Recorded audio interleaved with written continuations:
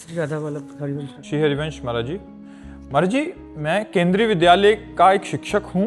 महाराज जी, आप कहना चाह रहे हैं कि महाराज जी काफी बार अभिभावक तुरंत शिक्षक के विरुद्ध शिकायत या कार्रवाई करते हैं। अभिभावक ये कलयुग का प्रभाव है, ये कलयुग का प्रभाव है, ऐसा नहीं करना चाहिए। ये हम जरूर प्रार्थना करते हैं कि जो अध्यापक हैं उनको बच्चों के साथ पशुता का प्रयोग नहीं करना चाहिए। पशुता जैसे निर्दयता पूर्वक जो दंड देना है, ऐसा पाया गया है, ऐसा कई जगह पाया गया है कि जिस तरह से विद्यार्थियों को प्रताड़ित किया गया वो पशुता थी। बकाया वो सब ऐसे नहीं होते, और बिना शासन के कोई भी विद्यार्थी उत्तम विद्यार्थी नहीं बन सकता। अगर अभिभावक लोग विद्यार्थियों को डांटने पर, विद्यार्थियों को थोड़ा सा दंड विधान करने पर, टीचर को धमकाते हैं, तो वो ये समझ ले अपने बच्चे के भविष्य पर हम पानी फेर रहे हैं, अपने बच्चे को हम उद्दंड बना रहे हैं, अपने बच्चे को वो साहस दे रहे हैं। ऐसा नहीं करना चाहिए। बिना डांट के उस अवस्था में पढ़ाई में मन नहीं लगता, तो अभिभावक जनों को ऐसा नहीं करना चाहिए। और ये कलयुग का प्रभाव, कभी ऐसा नहीं हुआ घर वाले जाकर और बोले हैं कि आप इसको डांटिएगा, आप इसका जीवन बनाइएगा, ना कि आप डांट नहीं सकते, आप बोल नहीं सकते, तो आप तैयार रहिए। वैसे उद्दंड बच्चे हो जाएंगे कि वो आपको भी गाली देंगे और आपको भी पीटेंगे और घर से निकाल देंगे। महाराज, माँ बाप मानने के लिए तैयार ही नहीं होते कि हमारा बच्चा ऐसा कर सकता। हाँ, इसीलिए वो आगे सब मान जाएंगे। जब उनके साथ व्यवहार होगा वो मान जाएंगे।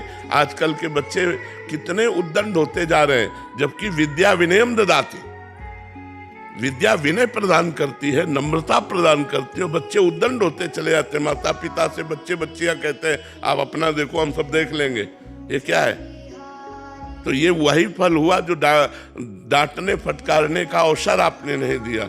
छोटे से बच्चे को जब डांट फटकार मिलती है।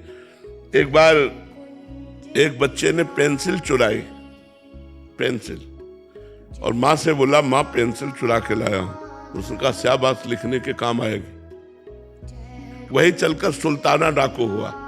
सुल्ताना डाकू का चरित्र दिखाया था, और जब उसको अंग्रेजों ने फांसी देने की बात कही तो पूछा तुम्हारी आखिरी इच्छा क्या है? तो उसने कहा मुझे मेरी माँ से मिला दो। उन्होंने सोचा मातृ प्रेम के कारण, जब माँ मिली तो दांत से नाक काट लिया। तो अंग्रेजों ने पूछा ऐसा क्यों किया? बोले अगर पेंसिल पहली बार चुराई थी और ये थप्पड़ मार देती तो आज मैं फांसी पे न चढ़ता।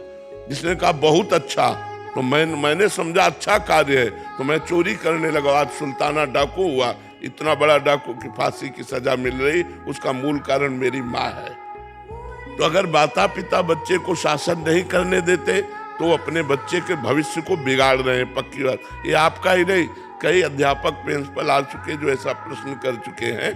तो ये बात जरूर है, हम उन माता पिता से प्रार्थना करते हैं कि जो बच्चों के साथ पशुता का व्यवहार करते हो आप उनका विरोध कीजिए, लेकिन जो बच्चों को धार्मिक और आध्यात्मिक लौकिक शिक्षा में प्रवीण बनाने के लिए कुछ शासन करते हैं, लेकिन हम इस बात का भी विरोध करते हैं कि पशुता का प्रयोग नहीं करना चाहिए।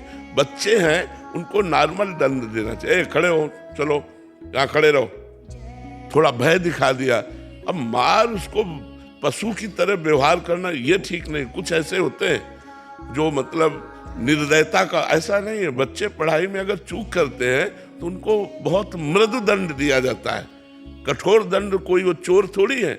अच्छा, वो सयाने नहीं है, 10 वर्ष 12 वर्ष 15 वर्ष 16 वर्ष 18 वर्ष, ये सब कोमल अवस्थाएं हैं। तो ऐसे बच्चों को खड़ा कर दिया, सबके सामने थोड़ा सा डांट दिया, ये ऐसे चलेगा। अब अगर इसका भी विरोध होगा तो फिर वो उद्दंड तो हो ही जाएंगे। बहुत उद्दंड हो जाते हैं, बहुत बच्चे उद्दंड हो जाते हैं। और आज का जो बच्चा उद्दंड है उसका कारण यही, न माता पिता का शासन, न शास्त्र का शासन, न संतों का शासन, न टीचर का शासन।